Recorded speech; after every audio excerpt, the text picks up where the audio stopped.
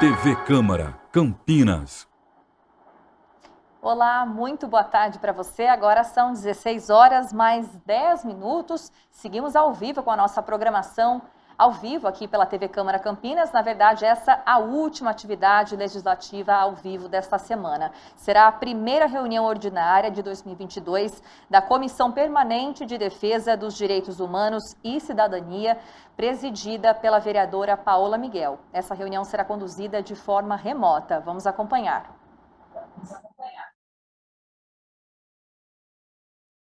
Boa tarde a todas, todos e todes. Quero agradecer aqui os funcionários da Câmara que ajudaram que essa reunião permanente da Comissão de Direitos Humanos pudesse acontecer. Hoje nós estamos com a temática A Luta das Mulheres Negras no Combate ao Racismo Estrutural, e quero agradecer aqui as nossas convidadas, a Jaqueline Damasio, que ela é gestora do Centro de Referência de Combate à Intolerância Religiosa e Combate ao Racismo da cidade de Campinas. É também especialista em análise de discurso, professora da FUMEC, da Educação Infantil, na Secretaria Municipal de Educação de Campinas, e também é formada em Letras pela PUC Campinas e Pedagogia pela Unicamp. Quero agradecer também a Fernanda Curti, que é secretária estadual de Mulheres do PT, e faz parte da executiva estadual do PT São Paulo, que é de Guarulhos, foi eleita vereadora na cidade e é militante do movimento feminista lésbica. Quero agradecer aqui também a Tainá Victória de Lima Mesquita, que é ativista, pesquisadora e educadora no campo da defesa dos direitos humanos, com enfoque para o direito à educação, a promoção da igualdade racial e de gênero. É socióloga, mestre em educação e doutoranda em ciências sociais pela Unicamp. É membro da Comissão de Combate à Violência Sexual e de Gênero da Diretoria Executiva de Direitos Humanos da Unicamp. Iaô de Iemanjá, é membro de Axé Omi Aladaô,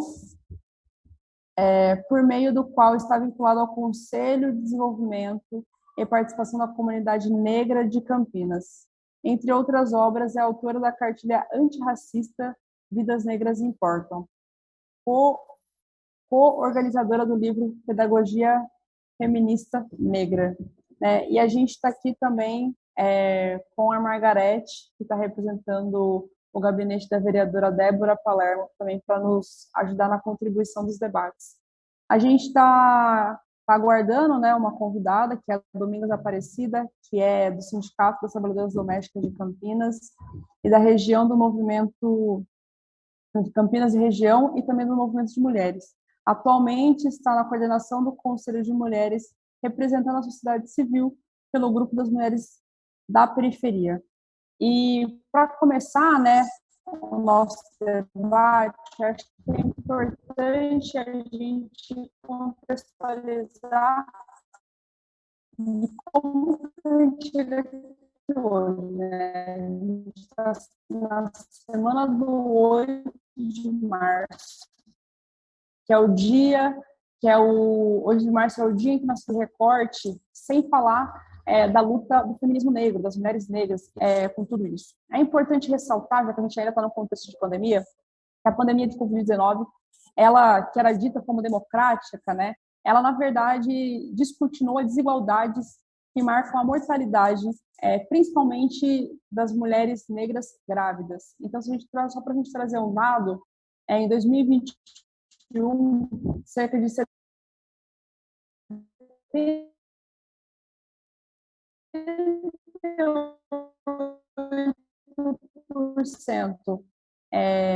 morreram cerca de 78% mais mulheres negras brancas em razão da pandemia doentia, que a opinião pública brasileira raramente reconhece que nós, mulheres negras, temos mais marcadores de opressão do que as mulheres não negras. Um exemplo disso é quando a gente olha a propaganda de televisão e a gente vê reforçado o estereótipo, e aqui abre muitas aspas, do que é a mulata como produto comercial brasileiro.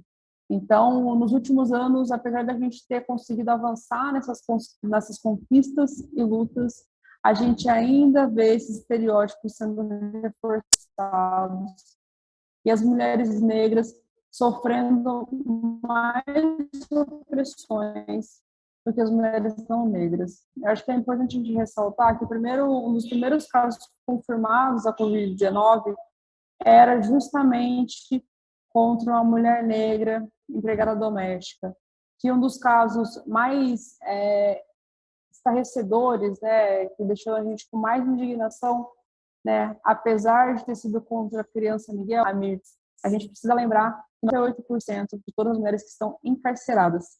Então, dito isso, eu quero abrir aqui a fala para a nossa companheira Fernanda Curti, durante 15 minutos, para ela trazer para a gente algumas dessas reflexões, né, de como que nós, mulheres negras, sofremos mais com essas opressões, né? Lembrar também de algumas das grandes escritoras, e como Lélia Gonzalez, como Maria Carolina de Jesus, e como que essas mulheres foram importantes para que a gente entendesse que esse racismo que a gente sofre, né, esse racismo ele é estrutural, mas que mesmo assim ele é diferente daquele que acomete os homens negros.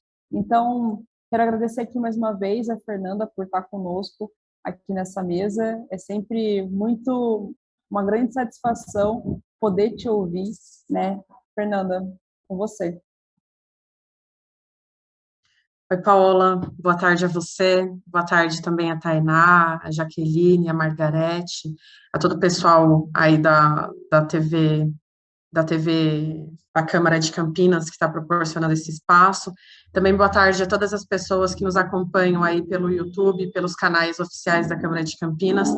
Paola, é sempre um prazer poder participar desses espaços com você, e deixo aqui registrado também todo o meu carinho e admiração por todo o trabalho que você vem construindo aí na Câmara de Campinas e também à frente da Comissão dos Direitos Humanos, né? Um trabalho que certamente tem feito uma diferença muito grande na cidade a partir da sua atuação, né? E eu fico muito feliz de poder vir fazer essa discussão aqui com vocês, numa semana muito importante, que marca a luta das mulheres, né? O dia 8 de março, Dia Internacional das Mulheres, mas para que a gente consiga também fazer a reflexão e conseguir continuar refutando essa ideia de que nós, mulheres, somos seres universais e que, portanto, só o enfrentamento ao sexismo e ao machismo é o suficiente e é o que nos une, né? Bom, se é verdade que nós, mulheres, de modo geral, todas enfrentamos o sexismo, também é verdade que nós, mulheres negras, além de enfrentar o sexismo, nós também enfrentamos o racismo.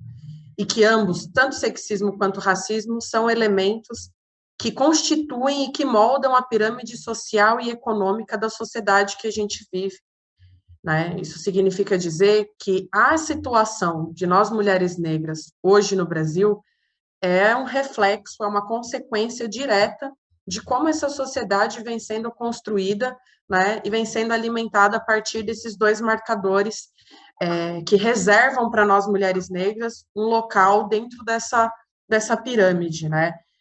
Bom, nós precisamos saber que o racismo e o sexismo reservam para nós, mulheres, nesse contexto de organização social, um lugar completamente cruel, que nos afasta, que nos exclui, que nos deixa numa situação de marginalidade, de vulnerabilidade extrema, e nos garante um ambiente de mais exposição à violência. E essas violências, elas vão se manifestar de várias formas em diversos espaços, seja nos ambientes públicos, nos ambientes privados, seja do ponto de vista das relações sociais, ou seja do ponto de vista das relações institucionais, né? E aí, eu acho que, para a gente começar aqui, eu queria falar um pouco sobre algumas violências que me parecem as mais latentes, né? Dentre tantas, hoje tem 3 eixos que eu acredito serem fundamentais para a gente se organizar e conseguir intensificar a luta. O primeiro é o enfrentamento à questão do feminicídio, né? Se a gente pega os dados de 2021, nós vamos ver que em 2021, 1.350 mulheres foram assassinadas, vítimas do feminicídio, e dessas, 61,8% são mulheres negras, né? Ou seja, o feminicídio tem sido maior e mais violento contra nós mulheres. Eu estou dizendo de dados, companheiras, que são dados do que foi registrado, né? É sempre importante a gente lembrar que, se a gente considerar o que nem chega a ser registrado, certamente esses números são ainda maiores. Então, esse é um dado que já é assustador por si só, né? Se a gente considera o que nem chega a ser, nos deixa mais indignadas ainda, né? E é mais um reflexo de quanto a combinação do racismo com o sexismo tem tirado a vida de mulheres brasileiras ao longo de de vários séculos, mas em especial na história recente do nosso país. Isso, infelizmente, ainda no século XXI, a gente ainda vive com esses dados, vive com essa realidade, né? O segundo dado importante da gente discutir, um outro setor que é estratégico para nós mulheres, é a relação do emprego e a relação da renda em que mulheres negras hoje estão inseridas. Primeiro que nós somos a maioria das desempregadas. De modo geral, as mulheres têm sofrido mais com a questão do desemprego, mas as mulheres negras muito mais. E além da questão do desemprego, se a gente pega os dados do último PNAD do ano passado, que saiu em outubro, nós vamos observar que a taxa de desemprego entre mulheres negras é de cerca de 16,8%. Quando a gente compara em relação aos homens brancos, é quase que o dobro. Os homens brancos têm uma taxa de 8,3% de desemprego. Ou seja, essa relação, de novo, da combinação do que é o sexismo e do racismo também se reflete na hora da discussão do mercado de trabalho, da discussão do desemprego, né? Mas não só. Quando a gente repara a situação da renda das mulheres negras, também, de novo, comparado à situação dos homens brancos, que nessa composição social ocupam um espaço de privilégio nessa pirâmide social e econômica, nós vamos ter a concretude disso observando os dados de renda, comparando homens brancos com mulheres negras, né? De novo, segundo os dados do PNAD de 2021, nós temos as mulheres negras recebendo cerca de R$ 1.476 como renda, e se a gente compara os homens brancos, esses estão com uma renda média de R$ 3.364. Ou seja, as mulheres negras, segundo os últimos dados que nós temos divulgado, recebem menos da metade do que os homens brancos. Ou seja, o nosso poder de consumo, a questão de ter condições de sobreviver num mundo que está com os preços do jeito que está, né, com tanta desigualdade, a partir desses dados a gente vê que, de novo, do ponto de vista do emprego e da renda, as mulheres negras seguem sendo mais prejudicadas e, portanto, seguem sendo marginalizadas numa sociedade em que a gente é valorizado a partir do que a gente tem e não do que a gente é, né? E o terceiro eixo, que eu acho que também é central nessa nossa luta, que dialoga um pouco com a questão do feminicídio, é o debate da saúde integral da mulher, sobretudo das mulheres negras.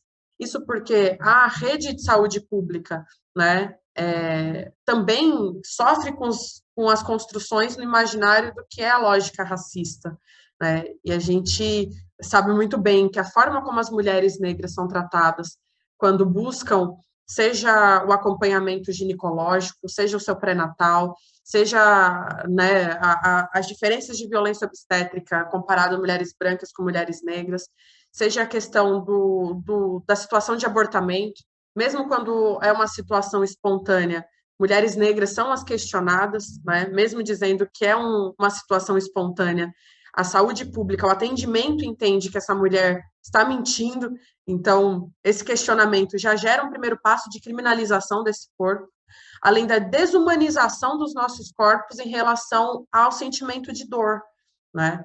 Ou seja, dentro da saúde pública, enfrentar a desumanização dos corpos das mulheres negras e a criminalização, sobretudo em situação de abortamento, para a gente é um debate que não pode mais ficar no segundo plano ou a gente fingir que tem coisas mais importantes do que necessariamente a garantia da saúde integral de nós mulheres, né? E também considerando que nós somos as maiores vítimas da situação dos abortos clandestinos, seja por conta desse atendimento que já nos criminaliza, mesmo em situações de abortamento espontâneo, mas seja também porque, de acordo com o dado que eu acabei de passar para vocês, no que diz respeito à renda média de mulheres negras, é impossível, né, que uma mulher negra consiga alcançar uma clínica especializada que tem valores que só mulheres, né, com uma vida econômica, com poder aquisitivo maior, conseguem passar por procedimentos seguros, né, saírem com as suas vidas garantidas, com a sua integridade física sem ser violada e, mais do que isso, sai sem ser criminalizada. Então, essa falta de atendimento pelo poder público, através da saúde pública, né, e a criminalização, né, da questão do aborto, principalmente com mulheres negras, nos empurram para as clínicas clandestinas, né, a maioria acaba ou fazendo um procedimento inseguro dentro das suas próprias casas, violando a integridade física e colocando a sua vida em risco, ou se submetendo a essas clínicas clandestinas, que na maioria das vezes o resultado é sempre a morte, né? E se não é a morte, certamente é alguma violência física que vai deixar sequelas que essas mulheres vão ter que lidar para o resto das suas vidas, seja sequelas físicas, mas também sequelas psicológicas. Então, eu queria, de novo, estou dizendo tudo isso para vocês, para a gente voltar no que eu falei inicialmente, se é verdade, que se nós mulheres enfrentamos de forma igual a questão do sexismo, nós mulheres negras, além de enfrentar o sexismo, também enfrentamos o racismo, e, de novo, tanto do ponto de vista institucional quanto do ponto de vista social. E eu recuperei isso para passar para uma outra parte, que eu falei das violências, no sentido do feminicídio, da questão do emprego e da renda, da questão da saúde pública, mas nós também sofremos violências que são simbólicas, né? De qual é a construção social em torno da imagem das mulheres negras. Primeiro, sempre a questão de desqualificação das nossas produções, a desqualificação da nossa luta, do que a gente fala, do que a gente produz, né? A desqualificação da nossa estética, da nossa aparência. E, felizmente, depois do surgimento da geração Tombamento, principalmente, porque eu acho que ali foi um marco importante para dialogar com a autoestima e com a estética de mulheres negras, né? A gente passa a romper com esse ideal de padronização do que é ser bonito, sempre na lógica europeia, né? Então, a gente passa a admirar cada vez mais a nossa estética, mesmo tendo no imaginário das pessoas, né, no imaginário racista constituído na cabeça de todas as pessoas, de que o nosso cabelo é ruim, de que o nosso corpo não está dentro de um padrão, e ao mesmo tempo que desconsideram e desqualificam a nossa imagem, a gente também acaba sofrendo com a hipersexualização dos corpos de mulheres negras, o que deságua também na violência física, na violência sexual e, por muitas vezes, na questão do feminicídio. Ou seja, a situação que nós vivemos no Brasil é uma situação completamente complexa, violenta, e que está sendo alimentada todos os dias, não só mais com o imaginário, com a questão racista construída no imaginário das pessoas, mas hoje também sendo alimentada pelos discursos públicos, tanto do governador do estado de São Paulo, quanto do presidente da República, que faz questão de fomentar a violência contra as mulheres, de modo geral, mas que também, em todas as suas falas, reforça posicionamentos racistas e, mais do que isso, membros do governo reproduzindo gestos supremacistas que ajudam a organizar grupos extremistas, grupos racistas, que têm dado cada vez mais as suas caras nas ruas do estado de São Paulo, em todas as cidades, e que estão fazendo aumentar cada vez mais a violência, né, com os assassinatos, com os espancamentos, e a gente tem visto todos os dias, né, nos noticiários, mais um jovem negro, mais uma mulher negra sendo assassinada, sendo violentada, e isso tem muito a ver com o fomento desse tipo de comportamento que, infelizmente, hoje está institucionalizado, principalmente na instituição Presidência da República. Então, o nosso desafio é a gente conseguir se organizar, né, cada vez mais para denunciar esses desmandos, mas também conseguir construir uma alternativa que dialogue com essas demandas, né, de construir um processo de saúde da mulher que entenda os marcadores, tanto de raça quanto de gênero, como elementos importantes para que a gente tenha uma saúde pública que seja efetiva e não constrangedora e não violenta para todas as mulheres, né? Para que a gente consiga também enfrentar os índices de feminicídio verdadeiramente, garantir a vida das mulheres negras, enfrentar esse dado tão estarrecedor, e também conseguir avançar numa discussão do aborto legal e seguro no Brasil, porque essa é uma discussão que diz respeito à proteção da vida das mulheres negras e que nós não podemos mais adiar esse debate, né, enquanto tem várias mulheres morrendo por conta dessa política de criminalização que ou mata essas mulheres ou que reserva o destino de serem encarceradas por algo que deveria ser debatido na questão da saúde pública e não dentro do Código Penal. Então, acho que os nossos desafios são muitos, mas a cada ano que passa, eu sinto cada vez mais força, mais organização e mais confiança de que nós estamos caminhando para um processo de liberdade das mulheres negras com garantia de direitos. Então, eu acho que é um pouco isso a reflexão que eu queria trazer aqui para vocês, conseguir apresentar um pouco dessa leitura da realidade que a gente vive, né, e dizer que eu estou super à disposição para que a gente consiga fazer essa organização conectando Guarulhos a Campinas e organizando essas mulheres por todo o estado, né, garantir a nossa vitória final. É isso, muito obrigada, Paola, e a todas vocês pela escuta. Imagina, Fernanda, eu agradeço. O pessoal do cerimonial chamou minha atenção aqui, que a internet estava bem ruim, bem estável, espero que tenha melhorado, aí eu saí do computador do celular. Então, mas se a coisa vocês me avisam, eu tenho que dar um jeito aqui.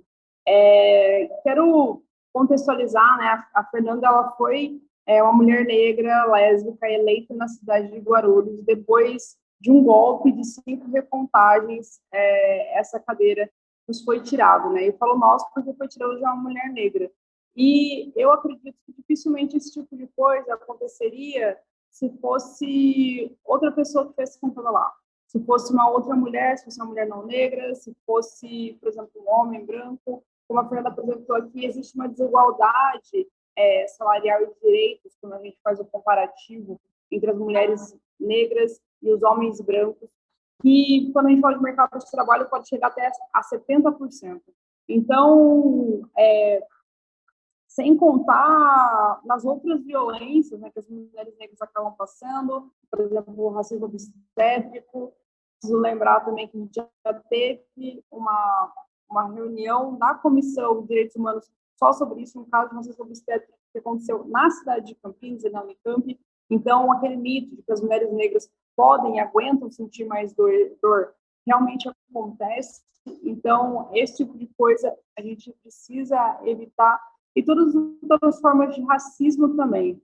E para falar, né, sobre isso, quero trazer aqui a Jaqueline, que é coordenadora do Centro de Referência de Combate ao Racismo e Intolerância Religiosa. Muitas pessoas, inclusive, tratam a intolerância religiosa como racismo religioso já, justamente porque quem mais sofre com ele são as religiões de matriz africana. Então, né, queria trazer aqui, para complementar essa reflexão que a Fernanda trouxe, como que o centro de referência tenta lidar com esse racismo estrutural, né? A população está consciente de que isso existe? As pessoas entendem que esse racismo ela não é de um indivíduo, mas sim de uma estrutura de opressão sobre essas mulheres, né, sobre as mulheres negras, principalmente, né, sobre as nossas crianças negras, como que é lidar com isso no dia a dia, né? As pessoas conseguem ter essa informação e essa consciência de que o racismo ele é sim um crime, né? Eu preciso lembrar aqui que o que eu ouvi de muitas pessoas que isso era liberdade de expressão. Então, Jaqueline, quero agradecer mais uma vez a sua participação conosco, ter disponibilizado o seu tempo. E com todas essas dúvidas, né, queria que você falasse um pouquinho de como isso funciona. Primeiramente, boa tarde para todos, para todas, para todes. É um imenso prazer estarmos aqui juntas nesse dia de sexta-feira, né? Tivemos aí o Dia Internacional da Mulher, com uma temática tão importante para a sociedade. Por mais que nós façamos aqui o nosso recorte, né, racial, o nosso recorte de gênero, esse é um dia que traz muitas reflexões para a nossa sociedade. Então, aqui os meus agradecimentos a todas as mulheres que nos antecederam, particularmente as mulheres que me antecederam, meus agradecimentos a essa mesa que está aqui representada, trazendo diferentes segmentos para esse debate, segmentos de extrema importância no município de Campinas. Tainá, que eu conheço há muito tempo, Domingas, Fernanda, que eu tive o prazer de conhecer hoje, e ser antecedida por excelentes reflexões, que vão pautar a minha fala, inclusive. E não tenho como não fazer todo o meu agradecimento ao mandato da vereadora Paola, que eu conheci menina, porque eu já conhecia a mãe, né? Trabalhei junto com a mãe da Paola, então aqui a minha felicidade em ver Paola, uma mulher negra, representando nessa Casa de Lei o nosso segmento racial, né? Sabemos que, assim, em termos de representatividade na esfera política, nós somos só cerca de 28%. Então, assim, agradecendo essas mulheres que nos antecederam, essa ancestralidade que nos coloca aqui, nesse lugar de resistência, e também trazendo os meus agradecimentos e as minhas dedicatórias de efetivo sucesso para essa mulher, Paola, que está aqui presente, representando as próximas que virão, né? Porque a gente sabe que um parlamento e qualquer outro espaço que tenha mulheres negras é um espaço que traz uma enormidade de ideias diferentes, de composições diferentes, de posturas diferenciadas, porque a nossa história traz essa característica, né? Então, essa importância desse momento, estar dividindo com vocês, me é muito caro isso. E também não posso deixar de agradecer a equipe do Centro de Referência. O Centro de Referência em Direitos Humanos, na prevenção e combate ao racismo e discriminação religiosa, no próximo dia 21 de março, está completando 6 anos. E ficamos ali localizados no prédio de Direitos Humanos, a gente chama, no prédio do Conselho Tutelar, na Avenida Francisco Glicério, 1269, quarto andar. Esse é um serviço destinado às pessoas do município de Campinas que foram vítimas da violência racial e também da violência religiosa, né? A Paola fez uma inserção muito interessante no seguinte sentido: o Centro de Referência trabalha com a discriminação religiosa porque ele é um espaço público e traz toda essa amplitude de acolher todas as vítimas das violências religiosas, das discriminações religiosas. E quando a gente fala da discriminação religiosa sofrida pelas religiões de matriz africana, como Umbanda e Candomblé, nós estamos falando, sim, do racismo religioso. Esse racismo religioso, ele está presente na nossa sociedade, a gente está sempre cercado, infelizmente, ainda de notícias que nos trazem a violação dos prédios sagrados, dos templos sagrados, tanto de Umbanda quanto de Candomblé, né? Eu trouxe a informação, né, de que desde a criação do Centro de Referência, nós tivemos 148 casos registrados. Isso são só casos, não estou levando em consideração aqui os atendimentos. Mas desses 148 casos, 70 foram mulheres. E ao longo de 2021, nós tivemos 18 casos, e aí desses 18 casos, nós tivemos 10 mulheres sendo vítimas da violência racial. Existe, com certeza, pelos números apresentados aqui por mim, uma subnotificação desses casos, né? Os números não expressam a nossa realidade. E essa não expressão se deve, inclusive, pelo fato das pessoas não terem a noção exata do que é uma prática racista. Ou seja, para muitos, o ato se torna racista quando há um xingamento, há quando existe uma injúria racial. Então, muitos dos casos que nós acolhemos são casos em que as pessoas, elas vieram ao longo do tempo, muitas vezes anos, recebendo violências raciais e elas não tinham noção de que era uma violência, porque ainda temos no nosso país muito difundida essa ideia de que violência racial é só quando há xingamento. Então, a gente precisa e deve estar levando esse conhecimento, essa educação, esse letramento racial, né, para as pessoas de uma maneira geral. Então, o Sem Diferença hoje ele tem como ponto forte, além da acolhida dessas vítimas de racismo, um trabalho muito grande voltado para as formações. Formações em diferentes formatos, em diferentes contextos, enfim. Todos os espaços em que essa violência racial ocorreu, nós estamos ali atuando para ter um cuidado específico, uma atenção específica para o letramento racial desse agressor ou desses agressores, porque muitas vezes o ambiente todo é agressivo.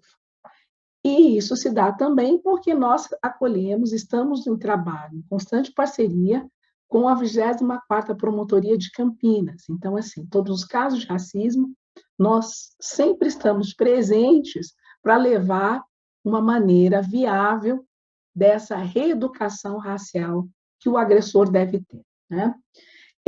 Para quem estiver aqui nos ouvindo, eu não fiz a minha autodescrição. Eu sou uma mulher preta, de cabelo crespo curto, usando óculos e brincos de argolas douradas, né? Uma blusa azul. É sempre extremamente importante a gente estar pensando na audiodescrição para aquelas pessoas que estão nos assistindo também. A equipe do Sem Diferença é uma equipe feminina, né? Tenho prazer aí de trabalhar com 2 técnicas de diferentes áreas. Eu sou da pedagogia, a gente tem assistente social hoje, e também nós temos o direito presente através da Elisângela, que faz aí para nós todo o aconselhamento jurídico. Então, são pessoas que oferecem uma escuta sensível. Então, assim, toda vítima, dificilmente ela vai ser acolhida por uma pessoa só. Nós fazemos esse atendimento no mínimo, em dupla, né? Minimamente, para que a gente tenha uma noção exata do que ocorreu. E para que essas diferentes pessoas contribuam com seus diferentes posicionamentos e com as formações nas respectivas áreas de formação que elas tiveram, né? Esse atendimento, ele acaba deslanchando no acompanhamento muito próximo para a gente ter uma noção de como essa vítima está.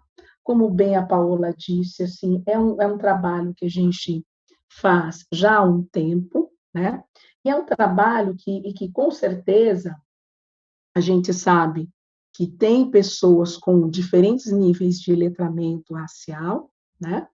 Mas que toda a sociedade precisa estar imbuída nessa construção que vai demandar aí todos os esforços, e eu digo todos os esforços, inclusive do poder público, para o combate ao racismo estrutural, para o combate ao racismo sistêmico, para a maior visibilidade da temática racial em todos os segmentos, ou seja, quando a gente fala de racismo estrutural, a gente sabe que esse combate ele precisa se dar nas diferentes secretarias que compõem a administração pública.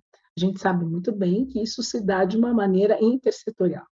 E o nosso trabalho, na medida em que avançamos com o combate ao racismo institucional, que aqui nesse caso, falando da prefeitura, né, da Prefeitura de Campinas, da gestão municipal, a gente está falando do racismo institucional e do combate que a gente faz, na medida em que os servidores estão sendo trabalhados para que haja esse entendimento, um entendimento de qualidade do que é o racismo institucional. Então, assim, quando a gente tem essa noção de estar aqui, é para trazer que Campinas tem um plano municipal de promoção da igualdade racial, que é um plano para ser trabalhado com metas, com prazos para as diferentes secretarias, levando esse entendimento básico mesmo, né? Porque quando a gente ouve assim a Fernanda trazer com tanta prontidão e com tanta propriedade esses números eles precisam chegar para a população, eles precisam chegar para os servidores municipais, serem entendidos, interpretados por eles e fazer com que eles tenham assim, uma noção exata do quanto a prefeitura precisa se aproximar desses dados trazidos, que são dados estarrecedores, com certeza. Mas qual é a função do poder público nessa missão de combate ao racismo institucional? Para isso, a gente também teve, no ano de 2019, a Lei número 250, que traz para o município a reserva de cotas, de 20% de cotas para todos os cargos, a partir de 2019, e também a reserva para todos os cargos disponíveis para as autarquias municipais, né?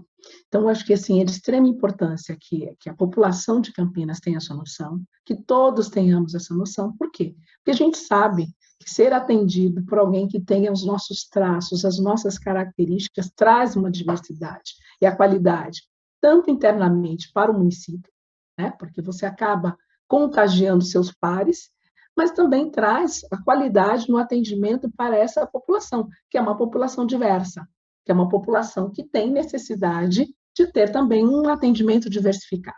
Então, assim, essa diversidade está presente tanto na estética, quanto na ética, enfim.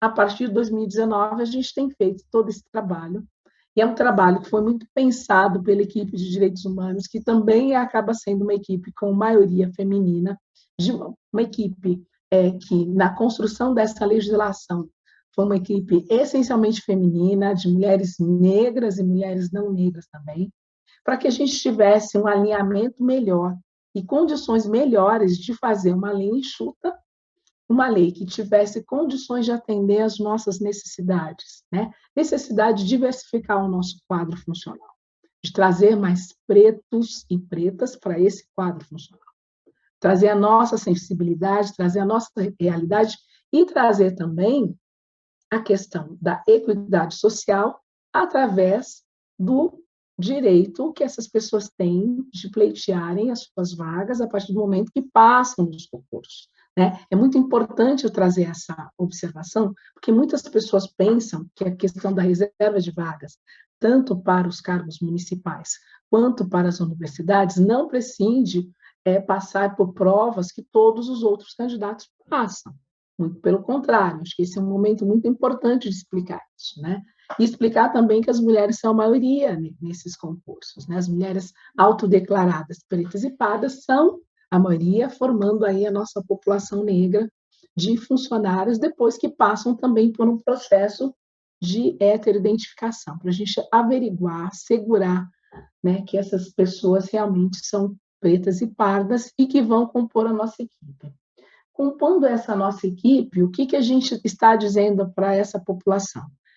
Que não só a Prefeitura de Campinas, mas os diferentes e todos os movimentos negros que nós temos na cidade, porque não é só um movimento negro, são vários segmentos que formam essa nossa resistência, somado também ao Conselho da Comunidade Negra, nós temos hoje aí uma assertividade em estar levando para a população de Campinas uma prefeitura que está consciente da pauta racial, que está consciente do racismo que precisa ser trabalhado no dia a dia, não só em datas comemorativas, né? Levando em consideração que no próximo dia 21 a gente tem o Dia Internacional de Eliminação da Discriminação Racial.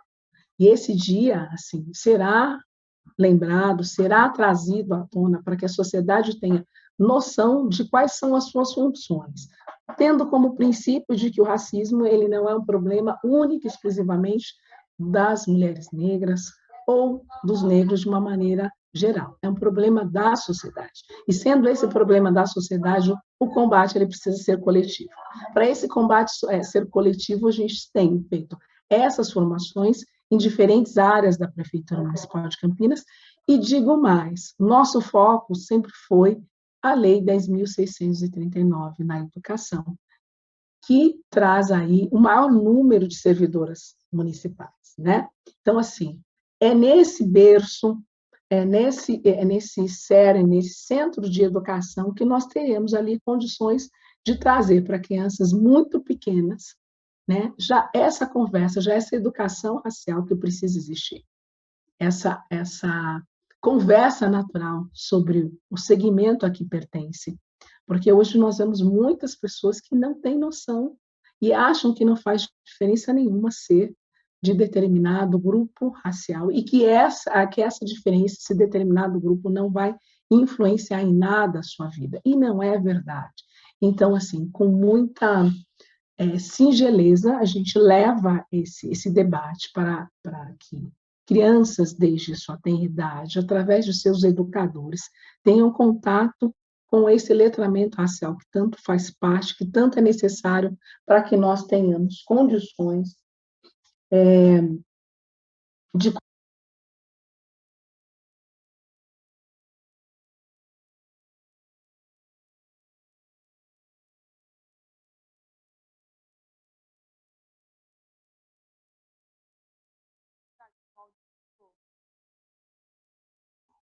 isso. Deu para pegar esse finalzinho, dizendo que a nossa missão, ela acaba... Vocês estão me ouvindo, né? Tá. Essa missão acaba sendo árdua porque, para muitos, é uma questão de mimimi, para muitos é uma situação em que não está resolvida ainda, porque os negros se fazem de vítimas. Então, assim, para esse pensamento, e é um pensamento que, infelizmente, ele é muito recorrente na nossa sociedade, é que, assim, tanto sem diferença, quanto aqueles servidores que já passaram por treinamento, quanto aquelas secretarias que passaram por treinamento, fazem e levam essa elucidação, no seguinte sentido de que existe o racismo, ele é sistêmico, ele é estrutural, e, para além disso, ele acaba sendo institucional, porque nós vivemos nessa sociedade. E aí, uma das melhores formas que a gente tem para esse combate não é negar, colocar embaixo do tapete, não é nada disso. É trazer à tona e nomear, né, os seus protagonistas, nomear o que cada um tem como responsabilidade e enfrentarmos juntos essa nossa demanda que é grande, né? De combater algo que está presente nas nossas vidas durante muito tempo, né? A Paola fez a citação da questão da pandemia, né? E aí, com certeza, sim, a gente tem um trabalho muito grande a ser feito com a Secretaria de Saúde para que, minimamente, não só a Secretaria de Saúde, gente, mas todas as secretarias, tenham o quesito raça e cor presente e preenchido em todos os seus formulários. Só assim a gente vai conseguir fazer política pública de qualidade e com recorte racial. Ou seja, sempre nas nossas formações, com os nossos servidores, nós dizemos da importância do recorte racial em todos os programas, em todas as ações, inclusive em todas as entrevistas, que a gente sabe que são feitas nas diferentes áreas de atendimento da Prefeitura de Campinas. Então, eu deixo aqui meus agradecimentos iniciais e aguardo a próxima rodada. Agradecida, muito obrigada. Eu agradeço, Jaque. Ter que nomear, né? Isso muitas vezes que as pessoas querem justamente esconder. Então, às vezes, quando você sofre com o racismo, né? As pessoas não vão realizar o boletim de ocorrência, não buscam o senso de referência, elas querem falar que, inclusive, esse tipo de coisa não aconteceu, mesmo quando a gente chega, né, para buscar essa justiça. É isso que a gente ouve, né, de que não foi, será que é exatamente isso que você entendeu? Você tem certeza que você quer realizar esse boletim? Mas eu quero aqui, antes de passar para nossas próximas convidadas, saudar a Domingas, que conseguiu entrar aqui conosco, está participando aqui. Estou muito grata, Domingas, por você estar aqui. Quero também agradecer o Kiko, da equipe Mandinga, que está conseguindo fazer a transmissão para a gente pelo nosso Facebook também, para a gente conseguir atingir o maior número de pessoas. E trazer aqui para a Tainá, né, a reflexão sobre a educação. Ela que é pesquisadora aqui, que está aqui conosco hoje, também representando o Conselho de Desenvolvimento e Participação na Comunidade Negra. Queria trazer justamente esse ponto. A gente tem a Lei 10.639, que é justamente para a gente trazer a história da África para dentro das escolas, justamente para a gente diminuir um pouco, né, o que é o racismo, trazer a verdadeira história do nosso povo preto e trazer essa educação de forma continuada e não que a gente tenha que buscar quando a gente é mais velho, como muitas vezes a gente acaba fazendo. Mas um problema que a gente tem hoje é justamente sobre a formação dos professores.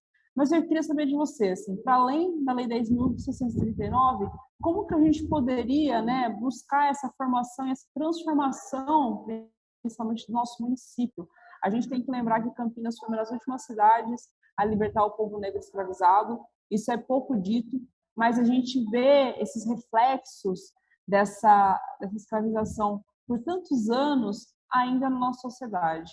Então, ainda a gente tem inúmeros casos na nossa região que passam desde discriminação, que muita gente pode trazer como coisas menores, a questão do cabelo, as questões das roupas, as questões das guias, e questões mais drásticas, como aconteceu comigo também no plenário da Câmara. Então, eu queria saber de você como que a gente pode, né, tentar buscar, através da educação, essa transformação e essa consciência que é tão necessária para, como a Fernanda trouxe aqui, como a Jaqueline trouxe aqui também. Tainá, muitíssimo obrigada, é com você. Muito obrigada, Paola. Boa tarde a todas, todos e todes. Vou me autodescrever também. Eu sou uma mulher negra de pele clara. Estou vestindo uma blusa branca, um turbante branco no meu ori, na minha cabeça, e fios de conta de orixá no meu pescoço. São símbolos da minha religiosidade. Eu gostaria de cumprimentar todos os membros dessa mesa, todas as mulheres maravilhosas que estão compondo essa mesa, todos os membros também da Comissão de Direitos Humanos e Cidadania, né, todas as profissionais que estão permitindo que esse diálogo aconteça, que ele seja transmitido, e também todas as cidadãs e cidadãos que estão nos acompanhando, né, de forma remota. Nós estamos hoje aqui para falar sobre a luta das mulheres negras, né, e como relembrou a Jaque, um dos valores civilizatórios africanos que foi preservado, que foi perpetuado pela ação das mulheres negras nesse país, é o culto à nossa ancestralidade. Então, como uma mulher de candomblé, eu não posso deixar de pedir aos meus ancestrais, a minha mãe Iemanjá, que me abençoe, que me dê licença para fazer o uso da palavra, e tomar também a bênção das minhas zeladoras, minha Alaxé Fabiana, minha mãe Regina, e também do meu babá Moacir de Xangô, que também carrega o Oxum, tomar a bênção dos meus mais velhos, dos meus mais novos, da minha família de Candomblé na São Queto, Axé Mialador aqui de Campinas, e de toda a nossa comunidade de terreiro, de forma geral, né? Eu estou aqui hoje com a responsabilidade de representar um pouco o nosso Conselho de Desenvolvimento e Participação da Comunidade Negra, que se trata de um órgão que é combativo, que é deliberativo, que é consultivo, um órgão de proposição de políticas de promoção da igualdade racial e também de fiscalização dessas políticas. É um espaço que é composto por 14 entidades do movimento negro em Campinas, entre entidades religiosas, entidades culturais, entidades esportivas, e que também tem uma representação, né, de 6 representantes do poder público municipal, um espaço que é essencial para a nossa participação como comunidade, e através do qual nós temos incidido ao longo dos anos, sempre lado a lado com a CEPIR, com a CR, com o poder público de forma geral, na promoção da igualdade racial no nosso município, na promoção do letramento racial também no nosso município, né, pautando as vozes da nossa comunidade, coproduzindo várias ações, várias atividades, coproduzindo e ajudando a escrever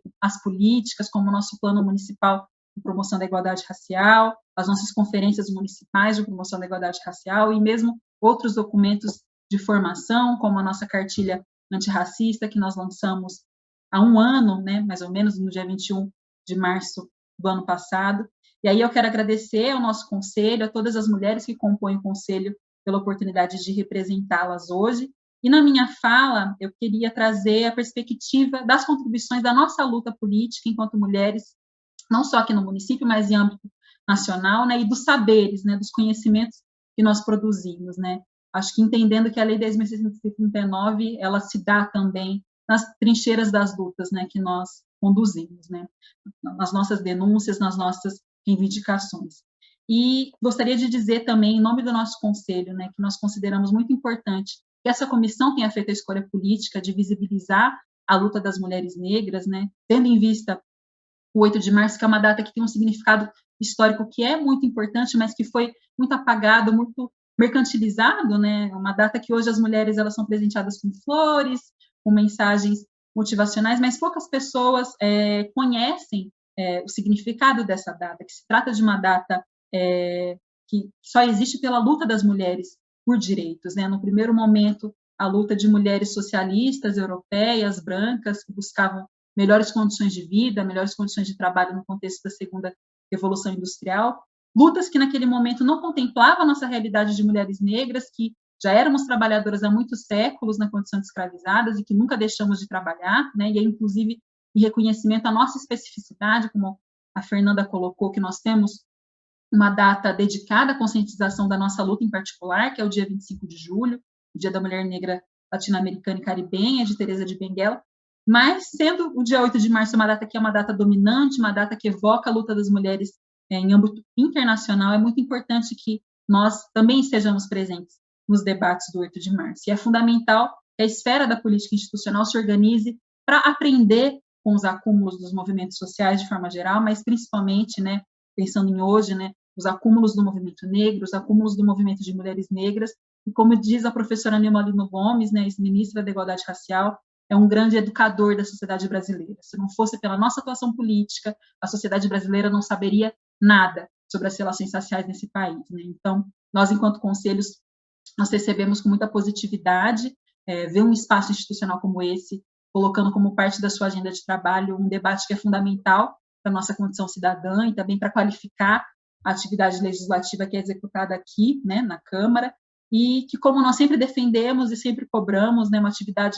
que não pode prescindir jamais da promoção dos direitos humanos, não é possível afirmar direitos nesse país ignorando um dos elementos estruturais da desigualdade, que é o racismo, e tampouco ignorando as sujeitas que estão na base da sociedade, que estão também a um só tempo na linha de frente da transformação da nossa realidade social, que são as mulheres negras. Nós estamos na linha de frente das lutas, nós somos os principais pilares de sustentação das nossas comunidades, dos homens das nossas comunidades, das nossas crianças, nós ocupamos um papel de vulnerabilidade social muito grande, mas também de centralidade política que precisa ser sempre reconhecida, né? Como a Fernanda antecipou, as nossas condições de vida, as nossas condições objetivas de existência, elas são bastante críticas, né? As estatísticas da pobreza, da fome, da mortalidade, da exclusão escolar, né? Pela experiência do racismo também, do encarceramento, da saúde física e mental, todas essas estatísticas, elas nos favorecem enquanto comunidade. Nós temos estudos atuais mostrando que a taxa de desemprego entre mulheres negras na pandemia é mais que o dobro que a de homens brancos, né? Ao mesmo tempo, nossas mulheres negras são 65% das trabalhadoras domésticas nesse país. A primeira vítima mortal da Covid-19 foi uma mulher negra, como Paola antecipou, né? 2 em cada 3 vítimas de feminicídio são mulheres negras. Nós somos as principais vítimas de violência sexual, obstétrica, né? Nós, mulheres e as nossas crianças, são vítimas de violências, de um tratamento negligenciado desde o ato do nascimento, né? Somos as principais vítimas também do nutricídio, do racismo ambiental, da falta de acesso a alimentos saudáveis, alimentos de qualidade, água potável, saneamento básico dos nossos territórios negros. E, na medida em que os nossos pares, os nossos companheiros, os nossos filhos, parentes homens, jovens homens negros de forma geral, tombam nas estatísticas de genocídio, nós somos também atingidas diretamente, né? Enquanto chefes de família, enquanto mães, enquanto avós, enquanto filhas, né? E, para além disso, nós convivemos também com a nossa marginalização cultural, com a ausência de representatividade nas mídias, nos espaços institucionais de poder, né? A demonização das nossas religiões de matriz africana, onde mulheres negras são os principais baluartes, né? Tudo isso como consequência do caráter estrutural do racismo que nós enfrentamos cotidianamente, que implica que o Estado faça uma distribuição sempre muito desigual, né? De acesso a recursos, de acesso a direitos para o nosso povo. E, em particular, no contexto atual, nós estamos vivendo tempos muito difíceis, né? No país, no mundo, em âmbito nacional e âmbito internacional.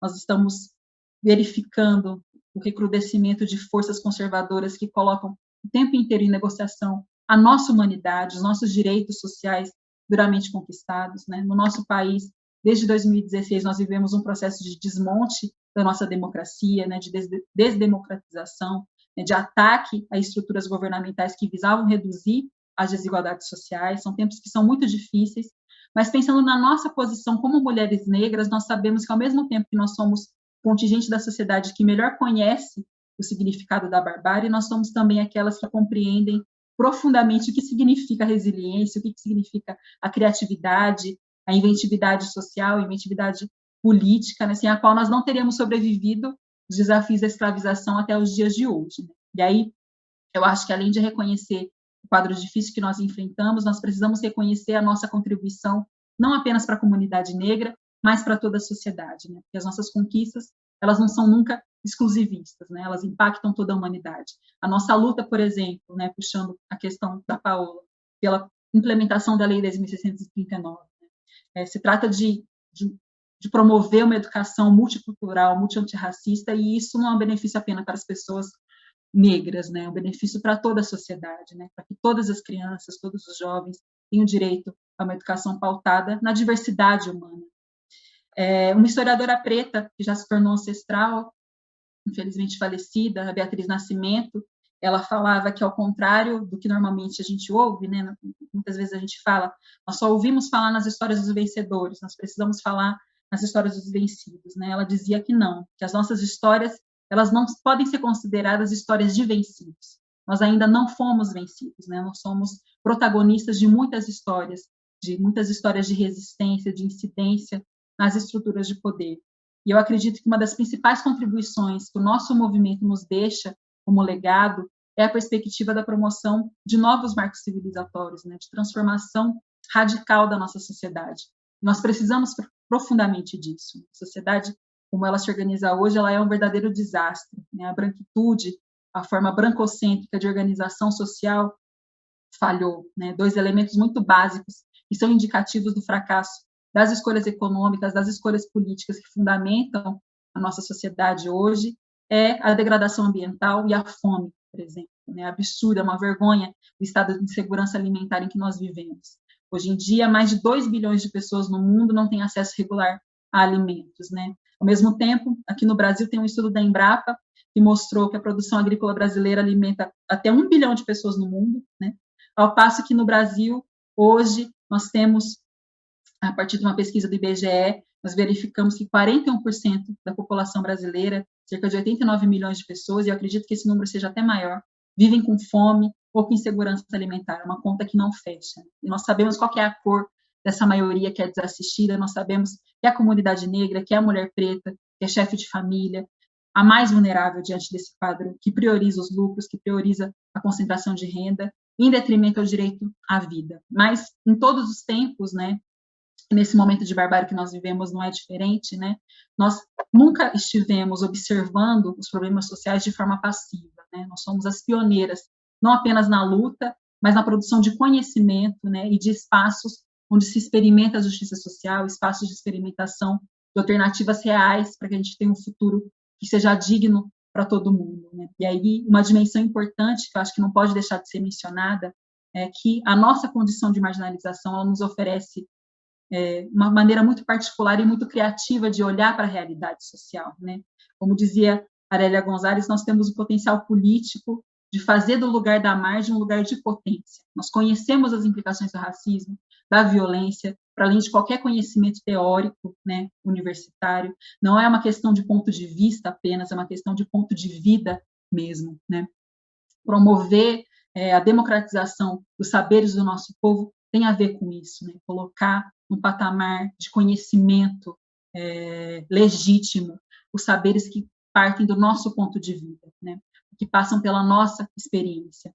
E aí, nesse sentido, eu lembro também da Angela Davis, quando ela fala que a mulher preta, justamente por ser a base da pirâmide da sociedade, quando ela se movimenta, ela balança toda a estrutura, e essa posição de potência que nós precisamos assumir quando nós falamos na nossa luta, né? A nossa resistência, ela se faz presente desde que a primeira mulher africana colocou os pés nesse território, né? Os nossos quilombos, no passado e nos dias de hoje, não são nada menos do que espaços de experimentação da justiça social, né? As confrarias e irmandades negras, a fundação dos primeiros terreiros de candomblé, são espaços de experimentação da justiça social. São muitas iniciativas que não cabem, né, nessa fala de 15 minutos, né? Após a abolição, nós estivemos presentes em todos os fatos importantes da nossa história. Nosso movimento, de maneira autônoma, ele se organizou lá nos anos 70, justamente tendo como pauta principal de luta a redemocratização do país, né? A luta contra a ditadura foi também uma luta das mulheres. O governo brasileiro é um governo que só reconheceu a existência do racismo, a necessidade de criar um plano de ação para combater o racismo em 1996, depois da Conferência de Durban, né? Uma conferência onde a delegação das mulheres negras brasileiras tomou conta do debate, né? Não por acaso foi uma mulher preta brasileira que foi relatora geral da conferência, Edna Roland. A nossa luta pelo direito à terra, né? As mulheres negras são a base dos movimentos sem terra e sem teto. Nossa luta pela inserção digna nos espaços de trabalho. A PEC das domésticas não existiria sem a organização das mulheres negras. Nós somos a linha de frente também na luta pelas cotas, pelo direito à educação superior, o direito de, a partir da formação qualificada, nos inserir em espaços de trabalho menos precarizados. O movimento de mulheres negras é o principal protagonista da construção de uma política nacional de saúde da população negra, que nós seguimos lutando para ser devidamente implementada, porque não é. As mulheres negras também, na figura das nossas Yalorixás, são as principais responsáveis por qualquer legislação que nós temos hoje de combate ao racismo religioso, né? Nós somos grandes agentes civilizatórias, educadoras de toda a sociedade brasileira, né? As grandes lutadoras com relação ao direito à creche, que é uma demanda principalmente de nós, mulheres negras, de forma geral, somos as chefes das nossas famílias, né? Não por acaso as nossas crianças são a maioria nas creches públicas, né? São muitas lutas, e nós estamos inseridas em todos os debates que importam nessa sociedade, na formulação de conquistas, de demandas que não beneficiam apenas a nós, né? Mas que beneficiam a todas as mulheres, a toda a sociedade.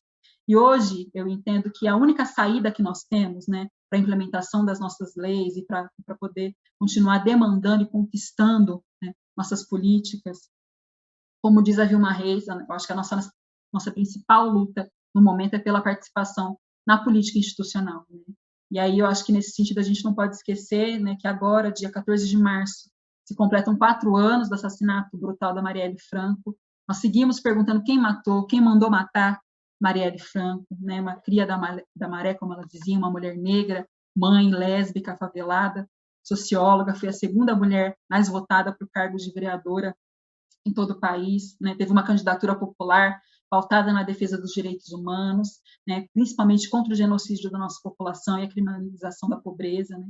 E hoje a Marielle Franco ela é constantemente lembrada por todas nós como uma ancestral, como uma inspiração para a insistência das mulheres negras em se incorporarem à política, né, numa forma de ressignificação do sofrimento, transformando o nosso luto em luta, né. O que nós percebemos com as mandatas de mulheres negras que nós temos visto emergir, né, mandatas quilombo, mandatas coletivas, várias iniciativas que refletem a nossa criatividade política, a nossa essência quilombola, é que a nossa presença nos espaços legislativos, em órgãos consultivos, como é o nosso conselho também, a nossa presença, ela sempre garante, né, e principalmente nesses tempos de barbárie, a resistência e a promoção da defesa dos direitos humanos de maneira mais ampliada, né?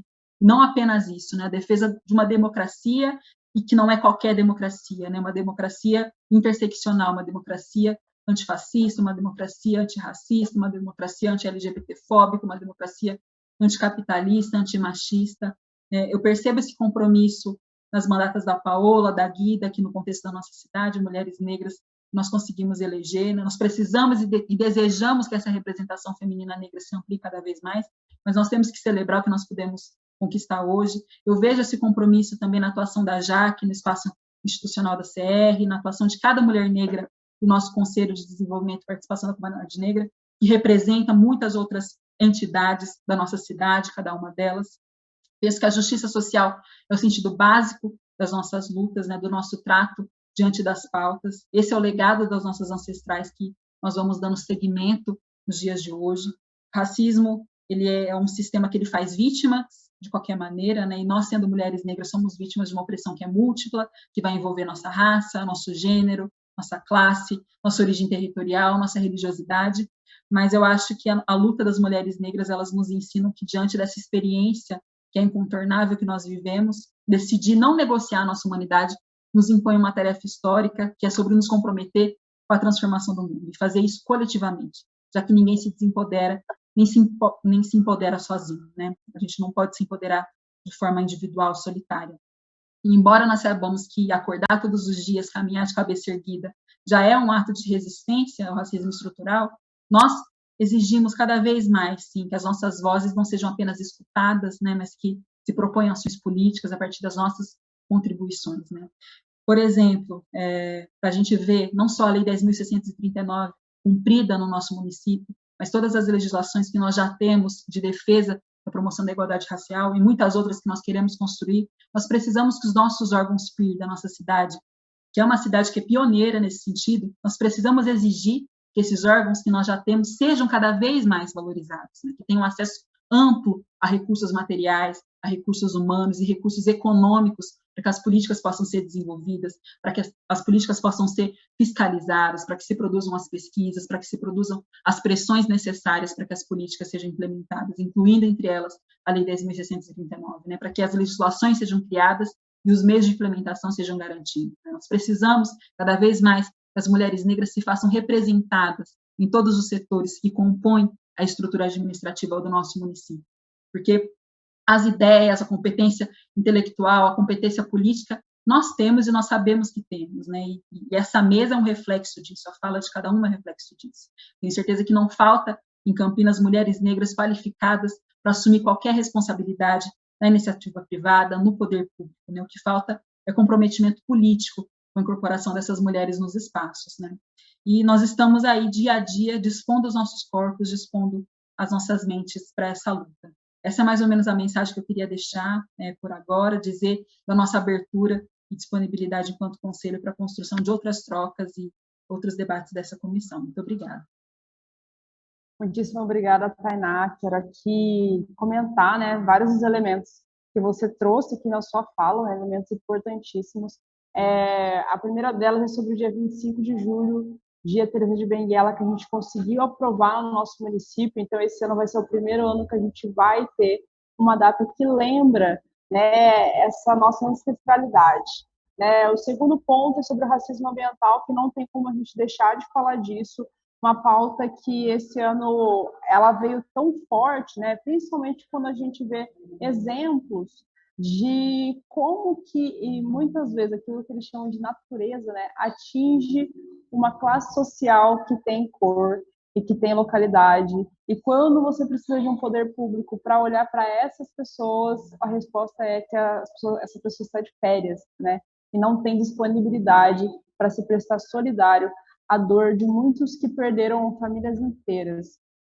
O outro ponto é sobre a questão da Marielle, né? Marielle, eu digo que eu sou uma semente da Marielle depois do dia 14 de março de 2018, né? Foi o momento em que eu, junto com o meu grupo político, a gente decidiu que a gente precisava de uma candidatura de uma mulher negra, naquele momento eu fui escolhida, e eu ouvi, né, na Câmara de Campinas que Marielle não representa nada em Campinas.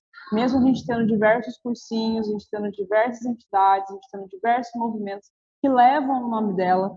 Então, isso, né, isso demonstra como que nós, mulheres negras, mesmo quando estamos no auge do exercício do nosso mandato, somos a expressão máxima, né, de muitas vezes dessa violência política de gênero que tem acometido contra nós. Mesmo assim, a gente tem uma Câmara que rejeita um projeto que trata justamente sobre a violência política de gênero para mulheres negras, LGBTQIA+, e periféricas, justamente porque levam o nome daquela que foi executada e que a gente não tem justiça, né? Eu gostaria de comentar um ponto, já puxando aqui para Domingas, né, sobre a PEC das domésticas, que foi uma revolução para muitas mulheres negras que começaram a partir de 2015 ter o seu direito trabalhista garantido. Apesar da gente ter a CLT e a Constituição de 88, que dava garantias, né, de trabalho, as mulheres, as empregadas domésticas ainda estavam sem nenhuma garantia e tinham muitas vezes dificuldade, inclusive, de buscar os seus direitos como a própria aposentadoria. Então, a gente ainda vê que hoje a média de idade das mulheres que são empregadas domésticas é de 44 anos. Na sua ampla maioria, essas mulheres são negras e são essas mulheres que a gente tem observado que voltaram, né, com a pandemia para situações análogas à escravidão. Então, a gente tem visto muitas denúncias de famílias que estão ali aprisionando as suas trabalhadoras, justamente em situações que a gente tinha antes da libertação do nosso povo. Então, eu queria que a Domingas comentasse um pouco isso, como que a PEC das domésticas foi uma revolução para as mulheres negras, como que isso deu garantias básicas, como a própria aposentadoria, direito a férias e alguns outros direitos assegurados, como que a pandemia, né, veio aqui para justamente colocar essas mulheres novamente na informalidade. E eu não posso deixar de comentar o caso da Mirtes, uma trabalhadora doméstica que não tinha com quem deixar o seu filho, né? Um dos nossos maiores problemas é justamente a vaga em creches, mas as creches da escola estavam fechadas por conta da pandemia, não tinha com quem deixar o seu filho naquele momento. Levou também o menino Miguel para o trabalho, enquanto ela saía, né, para passear com os cachorros da patroa, né, da série Corte Real, essa criança foi abandonada e morta. E até hoje a gente não tem justiça. Então, Domingas, é sempre um prazer te ouvir, te conheço há muito tempo, e poder ouvi-la, né, dentro dessa semana, com essa temática, me traz muito calor no coração. Muitíssimo obrigada com você. Oi, Paola. Tá me ouvindo? Tá ouvindo? Sim, estamos te ouvindo. Ok. Uma boa tarde a todas. Paola, queria te parabenizar pelo seu trabalho, né? E solidarizar com você pelos ataques que você vem sofrendo aí na Câmara, né? Ainda há poucos dias você sofreu ataques aí, e a Guida e todas as outras companheiras mulheres sempre vêm sofrendo esses ataques. Esses ataques não são à toa, é pelo seu trabalho, é pela sua luta, pela a sua dedicação. E eu queria te dizer que você não está sozinha. Conta com a gente, estamos aqui para te apoiar e para o que der e vier, tá? Você não está sozinha, Paola. Não vão fazer com você o que fizeram com a nossa companheira do Rio de Janeiro. E até hoje a gente não tem resposta. Então, conte com a gente, estamos aqui para a luta com você, tá? Eu queria também cumprimentar todas as outras companheiras aí que me antecederam e falar que, quando eu crescer, eu quero ser igual a vocês, porque, olha, muito bem, não ficou quase nada para me falar, né?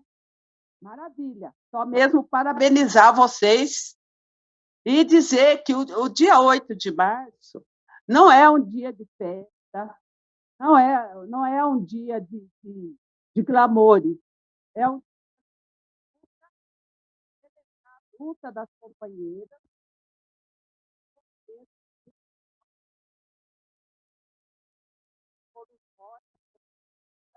Então, esse dia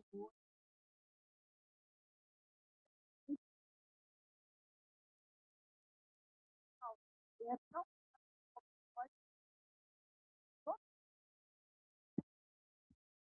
um trabalho que a gente sobrevive.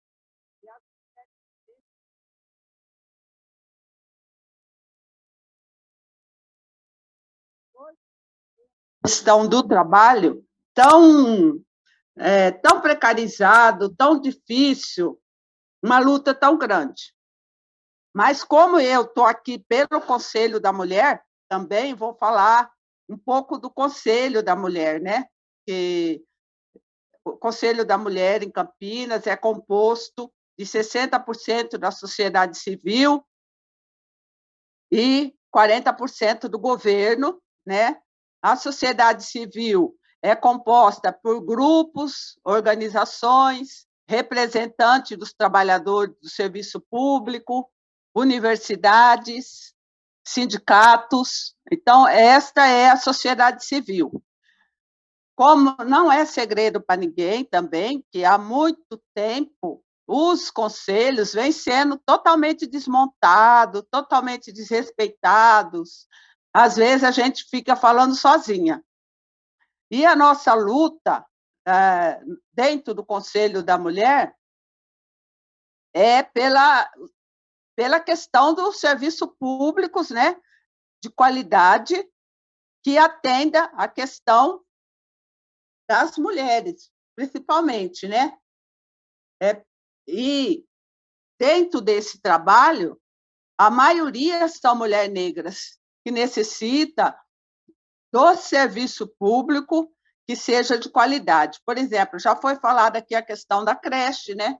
Então, a nossa luta é para que tenha creche em período integral, para que as crianças possam ficar na creche bem cuidadas enquanto as suas mães estão trabalhando. Transporte de qualidade, que seja bom, que seja barato, que as mulheres hoje sofrem muito com essa questão do transporte, que também é péssimo. A moradia, aqui na nossa região, aqui em Campinas, faz muito tempo que não tem uma política habitacional. Então, nós, mulheres, ficamos expostas a toda essa questão de ter que pagar um aluguel, e não tem. Então, hoje, a gente está vendo aí muitas mulheres na rua, porque não tem uma política pública de moradia. Na questão de saúde, também já foi falado aqui, né? Para você ter uma ideia, nós tivemos aí uma verba para se construir um hospital da mulher, que poderia ter ajudado muito agora, principalmente agora na pandemia, né? Já faz bem uns 12 anos que essa verba federal veio para Campinas e até hoje esse Hospital da Mulher não saiu. Então, essa também é uma das lutas. Uma luta também é pela ampliação da casa-abrigo.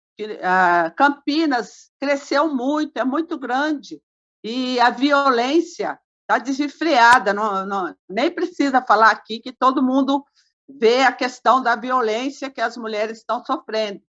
Então, a mulher, quando ela precisa de sair, de ter um lugar para ir, uma casa-abrigo aqui em Campinas é muito pouco, né?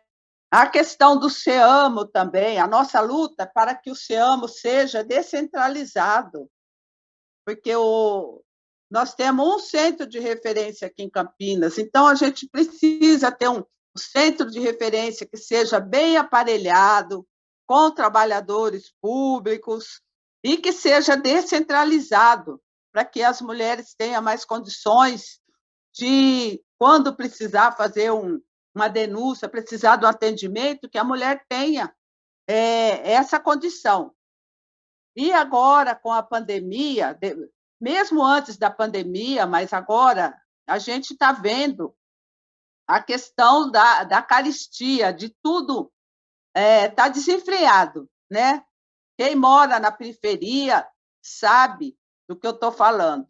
Você vai no mercado hoje, amanhã você vai, é outro preço, então a gente precisa, a mulher precisa, nós precisamos urgente discutir um auxílio municipal para famílias que estão sofrendo com desemprego, que estão com problema, então precisamos discutir isso, e nós sabemos que a Prefeitura de Campinas é uma prefeitura muito rica e tem dinheiro para isso, né? Tem que ter vontade política. Então, a gente precisa discutir um auxílio municipal que atenda principalmente as mulheres, porque o que a gente viu aí nessa pandemia, né? Mulheres tendo que pagar a gente para cuidar dos filhos, né? Principalmente as trabalhadoras domésticas, que não tem como trabalhar de casa, teve que sair para trabalhar, teve que enfrentar o transporte e tudo, até hoje, né? E, às vezes, tem até que pagar alguém para cuidar do seu filho, ou, se não, levar junto, como aconteceu com aquela companheira lá em Pernambuco, que o menino acabou sendo morto, né? Então, a gente precisa fazer essa discussão também. E também, nós, do Conselho da Mulher, estamos discutindo que nós temos lei aqui em Campinas, temos várias leis que não são... por exemplo, nós temos uma lei que é da primeira vereadora negra, Maria José, que foi de 2001 até 2004, a Lei 10.941/01. É uma lei de combate à violência contra a mulher, onde que a gente pede que a prefeitura coloque anúncios nas escolas, nas creches, nos hospitais, nos ônibus, em todos os órgãos públicos, coloque esses anúncios alertando a mulher sobre essa violência, falando onde a mulher deve procurar, falando, orientando, né? Então, é uma lei de combate à violência que também não é cumprida essa lei. Até hoje a gente não vê. Muito pouco, às vezes a gente vê alguma coisa, mas essa lei não foi implementada. Então, é isso. E nós precisamos ter total transparência sobre o investimento que é feito para as mulheres aqui em Campinas. E a gente nunca sabe o que é investido na questão da violência aqui, em combate à violência. Nós, do Conselho da Mulher, não sabemos. Perguntar, acho que ninguém sabe, porque a gente nunca sabe, só sabe que a violência aumenta, cada vez mais aumenta a violência contra a mulher, todo dia, toda hora, se a gente for ver. Então, no Conselho da Mulher, é essa a luta que a gente faz, é essa a discussão que a gente faz, e aí contando com o apoio, né, da vereadora, de todas as organizações, para estar ajudando, porque realmente não é fácil ser mulher em Campinas. E ser mulher negra, e ser mulher trabalhadora doméstica, é bem mais difícil. Então, a gente conta com o apoio de todas e a união para unir cada dia mais nessa luta. E eu não vou falar muito, nem vou falar os 15 minutos, mas eu queria dar um grande axé a todas as mulheres negras, as indígenas, as trans, as travestis, as lésbicas, as bissexuais, as mulheres brancas, esse grande axé, a mulher que tem religião, a mulher que não tem religião, e muita força, muita resistência, que somente nós, mulheres, com a nossa luta, vamos conseguir encerrar, acabar com esse governo que não respeita o povo, não respeita as mulheres, que não respeita ninguém. Então, eu queria trazer esse axé, essa resistência, e dizer que nós, mulheres feministas, na luta, vamos conseguir interromper esse governo que está massacrando com a vida do povo brasileiro. Muito obrigado, e estou aqui para ouvir mais vocês. Imagina, eu agradeço, Domingas, e sempre um prazer te ouvir. E a Domingas comentou muito bem os nossos serviços públicos, né? Ontem eu estive na Guarda, né, para conhecer um pouco melhor o programa Guarda Amigo da Mulher, e a gente tem um registro de 170 mulheres que são atendidas por esse programa. Mas uma das dificuldades, né, apresentadas até pelos próprios trabalhadores e trabalhadoras é justamente o fato de não ter essa integração com o Ministério Público. Então, as mulheres precisam chegar até lá, as mulheres precisam ligar para eles e falar que elas têm a medida protetiva, para assim elas conseguirem começarem a participar do programa. Então, essa integração, muitas vezes, entre o serviço, a quantidade de vagas que a gente tem na Casa Abrigo, isso dificulta muito, muitas vezes, que a gente consiga ampliar esses atendimentos.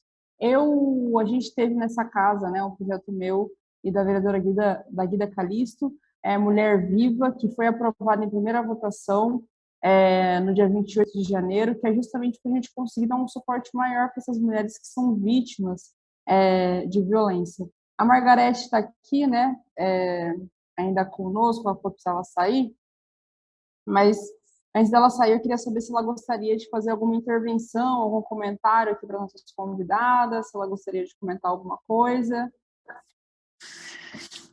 Paola, muito obrigado por tudo aí, pelos ensinamentos de todas vocês. Eu vou levar à vereadora tudo o que ocorreu e toda essa capacitação que nós tivemos, né? Da luta da mulher negra nesse país. Eu fiquei assim, gostei muito de ter aprendido com vocês e de verificar que a luta tem representantes sérias e com certeza vocês vão sair vitoriosas. Vamos todas. Contem sempre conosco e com a vereadora Débora na luta de vocês. Muito obrigado e um bom fim de debate para vocês, tá bom? Imagina, eu agradeço aqui por ter participado conosco. É sempre bom, né, ter aliadas nessa construção. Muitíssimo obrigada pela escuta. Conte conosco também no que vocês precisarem. Então, somos mulheres dentro dessa casa e nós sabemos as dificuldades que nós temos todos os dias, né, quando nós vamos nos apresentar enquanto vereadoras também, não só dentro da casa, mas também fora dela. Então, muitíssimo obrigada pela sua participação aqui. E antes de devolver para as nossas convidadas, eu queria fazer alguns comentários, né? Acho que a primeira coisa que a gente tem... Eu tenho uma frase, né, que vem comigo, que foi me apresentada também por uma outra mulher negra, que é: nossos passos vêm de longe. Então, muitas mulheres trouxeram aqui, né, justamente isso, as mulheres que vieram antes de nós, que abriram os caminhos, né, para que a gente estivesse aqui. Nós também estamos fazendo isso, né, estamos abrindo os caminhos para as mulheres que virão depois de nós. Então, eu gostaria de lembrar alguns dos nomes das nossas mulheres que fizeram história aqui. Acho que a primeira delas que a gente precisa lembrar é justamente a Jaqueline Gomes de Jesus, que foi a mulher, a pesquisadora, que primeiro sequenciou o Covid no Brasil.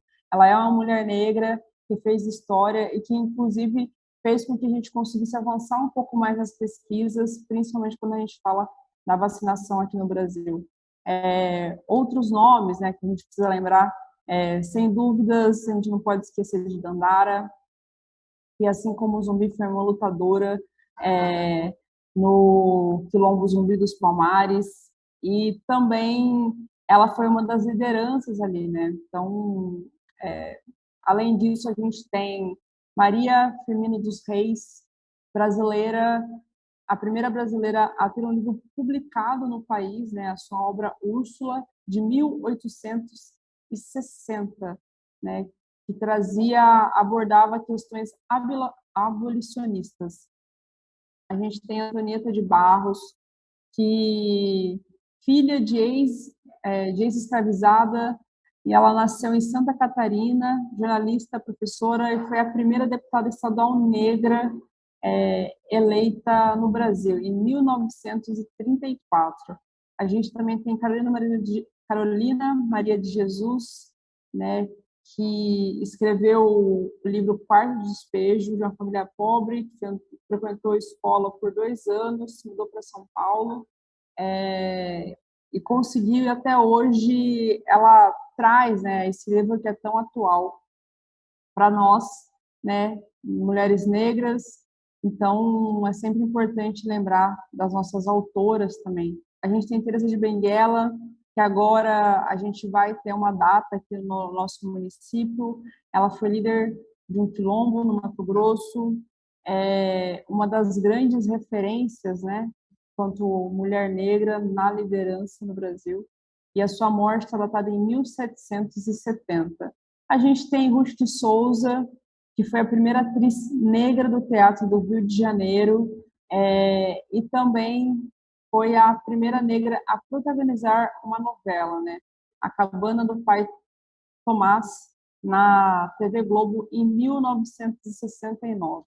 E com isso, né, lembrando também das nossas ancestrais que foram pioneiras e que abriram espaço para nós, eu gostaria que vocês fizessem as considerações finais. Agora vamos inverter a ordem, aqui começando pela Domingas, de até 5 minutos.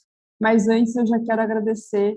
É sempre um prazer ter cada uma de vocês. Para mim também foi um ensinamento, esse espaço de poder comentar, ouvir, essa troca para todo mundo que está acompanhando a gente. Não tenho dúvidas que foi fundamental para que a gente conseguisse, né, entender um pouco melhor como esse racismo estrutural atinge cada uma das mulheres e como que a gente também pode buscar formas de lutar contra ele. Então, Domingas, suas considerações finais. Oi, eu queria acrescentar aí na sua lista a Laudelina de Campos Melo, que fundou a primeira Associação das Trabalhadoras Domésticas no Brasil em 1936. que é a minha referência. Eu estou aqui com a camiseta das trabalhadoras domésticas, sou trabalhadora doméstica.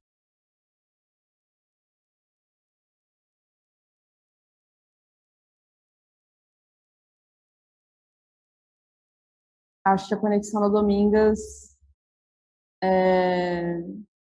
fez ela travar ali. Então, enquanto ela retorna. Domingas, voltou. Tá ouvindo? Estamos ouvindo, pode continuar. A gente ouviu até o ponto de que você é trabalhadora doméstica.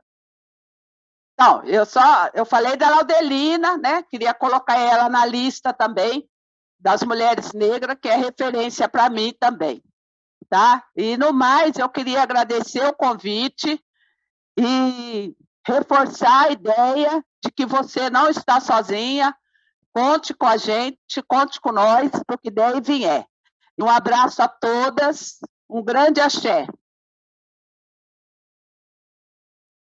Um grande axé, Domingas. Eu não tenho dúvidas, né, que eu não estou sozinha. E vocês me fortalecem cada dia mais. E essa mesa de hoje é justamente isso, sobre nos fortalecermos cada vez mais. Primeira vez que estou tendo contato com a Tainá aqui numa forma mais intensa, né? Então, Tainá, foi um grande prazer te ouvir, que a gente possa fazer isso mais vezes. Quero lembrar aqui também Lélia Gonzalez, que também é uma grande referência para nós, mulheres negras, e gostaria que você fizesse suas considerações finais. Muito obrigada.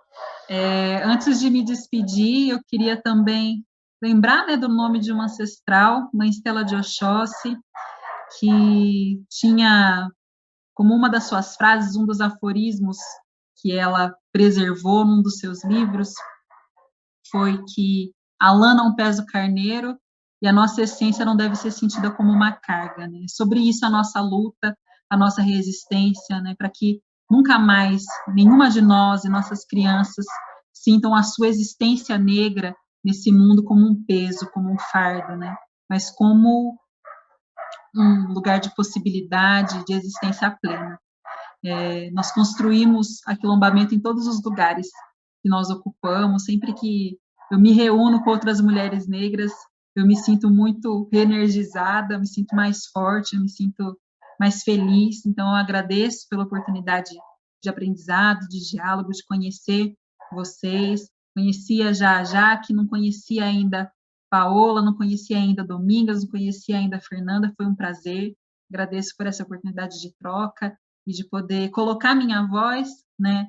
Porque afirmar nossa voz é sobre afirmar nossa condição de sujeito, né? Nós não aceitamos mais ser colocadas como objeto, e é muito importante ter esses espaços, né, de fala, de escuta, né? Quero agradecer, transmitir força para todas nós, estamos juntas. E antes de me despedir, quero pedir para todos que estão observando a gente, que deem uma olhada na sessão sobre o Conselho de Departamento, do Conselho de Desenvolvimento e Participação da Comunidade Negra de Campinas, lá no site da Prefeitura. Lá estão reunidas todas as atas das nossas reuniões, as pautas que nós temos trabalhado, o que nós temos feito mensalmente. Eu peço que vocês acompanhem também a página, né, do Conselho no Facebook. Se você pesquisar CDP-CNC, você encontra, né, e que entre em contato conosco, com ideias, com demandas, né, nós estamos sempre abertos, né, para receber nosso povo e para procurar mediar, né, o diálogo entre o nosso povo e o poder público. Muito obrigada. Muitíssimo obrigada, Tainá. É importantíssimo a gente divulgar, né, a página do Conselho, quais são as ações, como que a gente também pode participar. A gente precisa lembrar também do Fundo Desenvolvimento e Participação da Comunidade Negra, e quem quiser, e também formas de buscar recursos para a gente, inclusive, incentivar a nossa cultura do nosso povo preto. Eu quero lembrar de mais uma mulher aqui, que infelizmente faleceu recentemente, mas ela, para mim, é uma mulher que vai fazer muita falta, apesar de eu ter nascido e ela já tinha uma grande trajetória, que é a Elza Soares.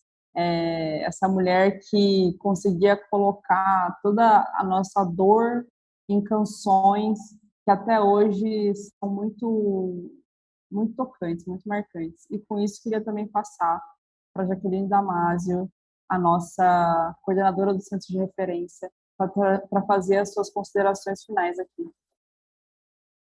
Obrigada, Paola, obrigada a todas, todos e todas que estão aí ainda nos ouvindo. Levando em consideração as falas da Domingas e também da Tainá, eu queria aqui deixar muito evidente o quanto nós precisamos valorizar todas as políticas de ações afirmativas, né, que tem aí o intuito de preservar a inclusão da pauta racial dentro da nossa rotina, né, de esfera pública municipal, no caso do Centro de Referência, da CEPIR, que é a Coordenadoria Setorial de Promoção da Igualdade Racial, e também do que nos cabe aí enquanto Conselho de Desenvolvimento, que é a organização da sociedade civil, né? Esse aumento de oportunidade que a gente tanto quer, né, que a gente tanto deseja, ele está muito voltado para as questões nossas que a gente tem desejo dessa democratização das oportunidades, né? São oportunidades que sempre nos foram negadas, que sempre nos foram tiradas. E por isso que a gente precisa estar sempre muito alinhado com o que traz poder público, com o que traz o conselho, né? Os diferentes conselhos que tem a nossa cidade. E aí a gente viu aí a posição política assumida pela Domingas, né? Participante do Conselho da Mulher, a Tainá também, participante do Conselho de Desenvolvimento por participação da Comunidade Negra de Campinas. Enfim, esse nosso esforço sempre está alinhado para o combate ao racismo estrutural, para o combate ao machismo, que são formas sistêmicas de nos enxergarem. E a gente sabe que esse esforço ele não pode ser individual, ele só vai dar resultado se for coletivo. Enfim, sabemos que o berço da humanidade ele é um berço africano. Acho que assim só cabe às outras pessoas que não têm esse entendimento ainda, que passem a ter e vão entender o quanto a gente está falando de ganho na diversidade, o quanto a gente está falando de criatividade, o quanto a gente está falando do legado africano e da resistência que temos para estarmos aqui inteiras falando das nossas grandes demandas. Essa necessidade de participação, ela tem grande potência, então, incentivo para que as pessoas participem dos devidos conselhos de bairro, participem das diferentes organizações sociais, né? Para que juntos tenhamos muito mais força, e eu digo que essa força ela vai ser capaz para que a gente consiga desatar esses nós que ainda muitas vezes nos separam, né? E a gente crie laços que nos aproximem, que nos dê condições de fazer a luta por uma sociedade mais justa. E levando em consideração, é claro, os nossos pontos que nos identificam, a nossa identidade, que a gente nunca tenha que negar mais a nossa identidade, como muitos e muitas de nós fizeram no passado. Então, deixando aqui essas considerações finais, desejo uma boa tarde para aqueles que ainda estão nos assistindo e para a mesa que nos compõe aqui enquanto atividade do mandato da vereadora Paola. Jaque, muitíssimo obrigada. A conheço há muito tempo e é sempre uma aula poder te ouvir, né, poder aprender um pouquinho mais. Então, sem dúvidas, você é uma das mulheres que abriu caminhos para que eu estivesse aqui. E agora, né, para a gente fechar, lembrando também já a mulher negra que foi pioneira, né, governadora do estado, Benedita da Silva, que, se eu não me engano, foi a única governadora negra que a gente teve na história do Brasil. Queria pedir para a Fernanda fazer as considerações finais aqui. Fer, é sempre um prazer poder te ouvir e espero que algum dia, né, que os nossos mandatos sejam respeitados e que a gente consiga atingir cargos como de prefeitas, governadoras, até quem sabe presidenta do Brasil. Fernanda? Olá, primeiro eu quero te agradecer e parabenizar pela organização desse espaço. Acho que todas as vezes que a gente se reúne com mulheres negras para ter essa troca, realmente a gente sai muito mais fortalecida. E eu sempre me lembro de um texto que eu li, que me deu um start muito importante para a luta feminista, para a luta antirracista, que é um texto do Audre Lorde que fala sobre transformar o silêncio em linguagem em ação.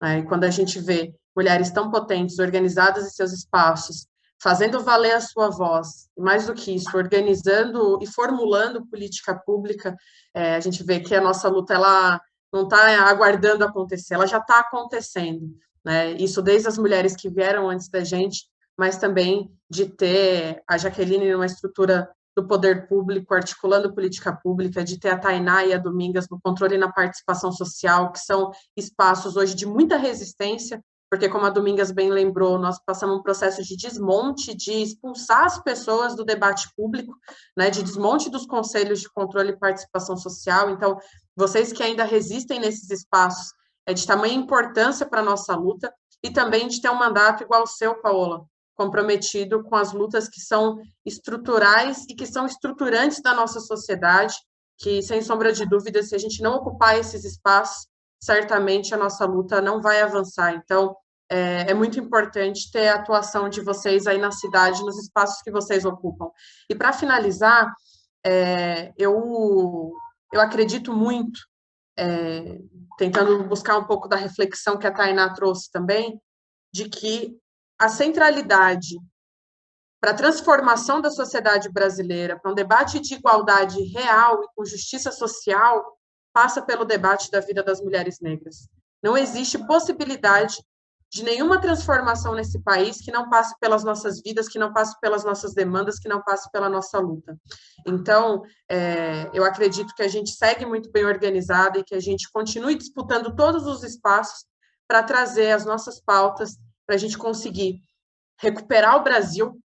Sabe por quê, Domingas? A sua fala me tocou muito, até porque eu acho que o ápice do golpe de 2016 foi a PEC da empregada doméstica em abril de 2013, quando a elite escravocrata desse país não suportou ter que pagar os direitos para as empregadas domésticas no Brasil. Foi aí que eles foram enfurecidos para as ruas para poder exigir a saída da Dilma e deram um golpe no país. Então, eu acredito que nós precisamos trazer cada vez mais a centralidade da luta das mulheres negras para a estratégia política de toda a esquerda e de todos aqueles que desejam um Brasil mais justo e igual para todas as pessoas, e que isso vai ser construído pelas nossas mãos. Por isso que a atuação de vocês aí na cidade é muito importante. A Tainá trouxe o nome de uma grande companheira nossa aqui da cidade de Guarulhos, a Edna Roland, foi a nossa coordenadora de políticas da promoção de igualdade racial, podemos acompanhar a formulação do plano municipal aqui na cidade, sobre a condição dela. Então, é da atuação dessas companheiras que essa transformação que a gente tanto luta todos os dias, tanto busca virar. Então, Paola, parabéns por pensar e organizar esse espaço e por construir um mandato tão potente quanto você tem feito na cidade de Campinas, que eu tenho certeza que o seu mandato é um divisor de águas na história dessa cidade, e que eu sei que você abre porta para que várias outras mulheres que tenham esse mesmo compromisso, esse mesmo perfil de luta, possam ocupar esse espaço também. Obrigado pelo convite e contem sempre comigo. Um abraço. Eu agradeço, Fernanda. E para a gente finalizar, eu não podia lembrar de uma mulher que, para mim, mudou completamente a história da política, né? Então, Marielle Franco, presente, hoje e sempre. E para finalizar, eu queria só ler um poeminha, né, que tem sido muito divulgado nos últimos tempos, que é um dos lemas do movimento negro, né, que é o seguinte: por menos que conte a história, não te esqueça, meu povo. Se Palmares não vive mais, faremos Palmares de novo. E é com essa mensagem que eu quero fechar esse dia de hoje. Nós, mulheres negras, somos a maior parte da população e somos a que mais sofremos com isso, mas também nós somos a que conseguimos muitas vezes pensar aquilo que não foi pensado, estar onde não era possível estar, e muitas vezes conseguimos encontrar iniciativas diferentes e criativas e inovadoras para, inclusive, transformar a vida do nosso povo. Então, quando a mulher sobe, ela puxa a outra, e quando nós, mulheres negras, subimos, nós mudamos toda a sociedade. Então, quero agradecer mais uma vez cada uma de vocês, Fer, Domingas, Tainá, Jaqueline, Margarete, que passou por aqui representando a Débora Palermo. Quero agradecer também todo mundo da TV Câmara, todos os funcionários da Câmara que ajudaram que essa sessão acontecesse, e dou por encerrada essa reunião da Comissão de Direitos Humanos. Muito obrigada. Essa primeira reunião ordinária de 2022 da Comissão de Direitos Humanos, presidida pela vereadora Paula Miguel, acabou de se encerrar com vários convidados participando. Lembrando a você que todas as reuniões podem ser encontradas no nosso canal do YouTube, TV Câmara Campinas. Caso você perca, encontra toda a nossa programação por lá. Desejamos a todos um excelente fim de semana e voltamos na segunda com mais programação ao vivo. Fique bem, até lá!